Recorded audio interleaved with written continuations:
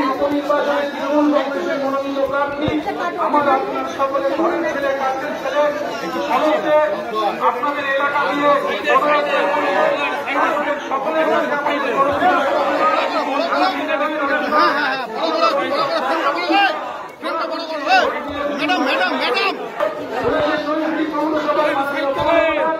অশোক চট্টোপাধ্যায় মহাশয়, এই ওয়ার্ডের কাউন্সিলর তথা ভাইস চেয়ারম্যান মাননীয় ভাইনুর সাইদি মহাশয়, রয়েছেন ৩০ নম্বর ওয়ার্ডের কাউন্সিলর সুশীল দেবনাথ মহাশয়। আপনাদের এলাকার রাস্তা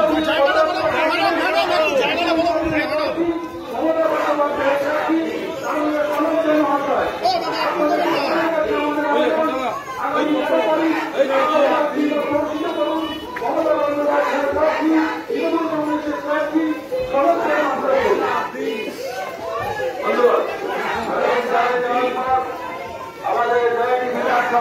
উপনির্বাচন, এই উপনির্বাচনে আমাদের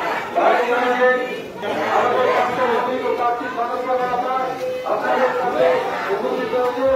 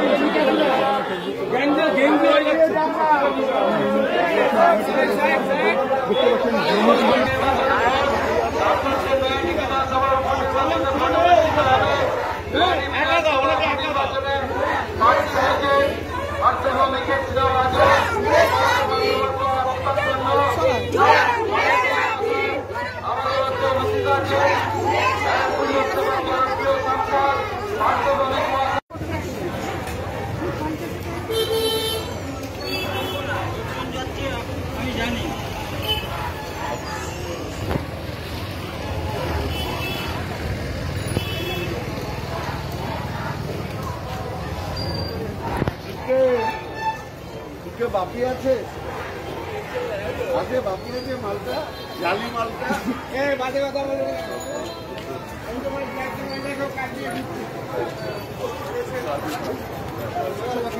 সাংসদ পার্থ ভৌমিক এবং উপস্থিত রয়েছেন নৈহাটি পৌরসভার চেয়ারম্যান সহ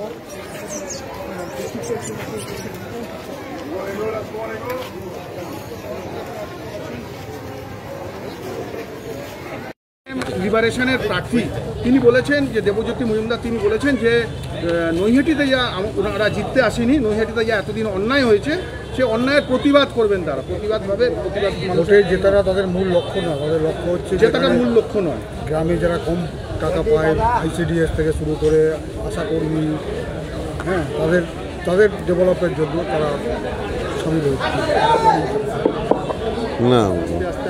যদি প্রতিবাদটাই মূল লক্ষ্য হয়ে থাকে তাহলে গণতান্ত্রিক যে পদ্ধতি ভারতবর্ষের ভোটের ব্যবস্থা তার মাধ্যমেই তো মানুষের সমর্থন আদায় করতে হবে।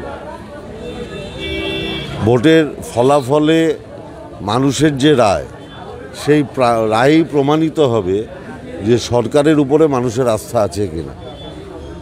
সেদিনের জন্য উনিও অপেক্ষা করুন, আমিও অপেক্ষা করছি।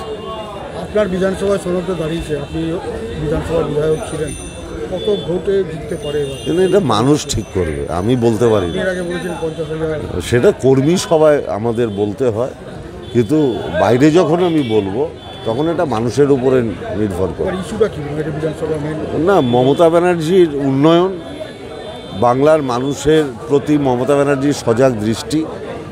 15 বছর, গত 13 বছরে আমি নৈহাটির জন্য কিছু কাজ করেছি কিনা সেটা নিশ্চয়ই নৈহাটির মানুষ বিচার করবেন।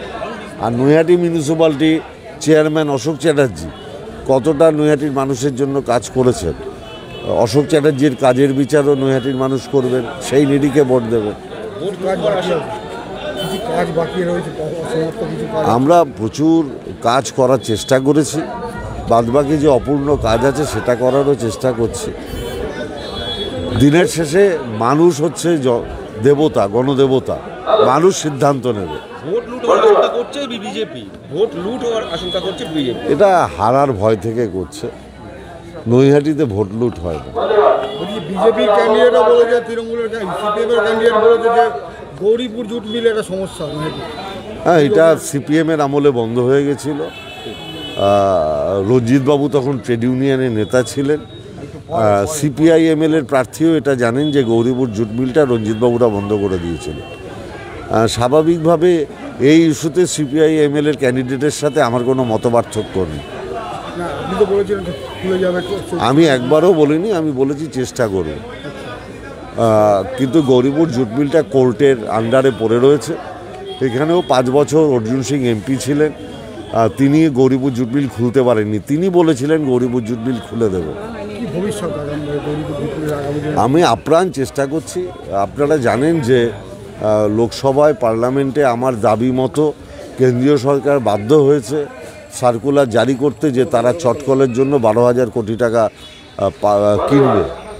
সেটা আপনারা দেখেছেন। অতএব স্বাভাবিকভাবে আন্দোলনের মাধ্যমেই দাবি আদায় করে আনতে হয়। আগামী দিনে আন্দোলন চলবে। না, সাংসদ বেরোনো মানে নৈহাটির জয় আরও মার্জিন বাড়া সুনিশ্চিত। অনেক আগেই রয়েছে সুনিশ্চিত। তৃণমূল কংগ্রেসে এখানে কোনো ব্যাপার নেই। পার্থভৌমিক রাস্তায় নামা মানে মার্জিন আরও বাড়া, মার্জিন আরও বাড়া। মার্জিন বাড়বে, মার্জিন কোথায় যাবে সেটা আপনারা দেখতে থাকুন। মানুষের কাছে যাচ্ছি, মানুষের আশীর্বাদ চাইছি, মানুষের উপরে আমরা ছেড়েছি।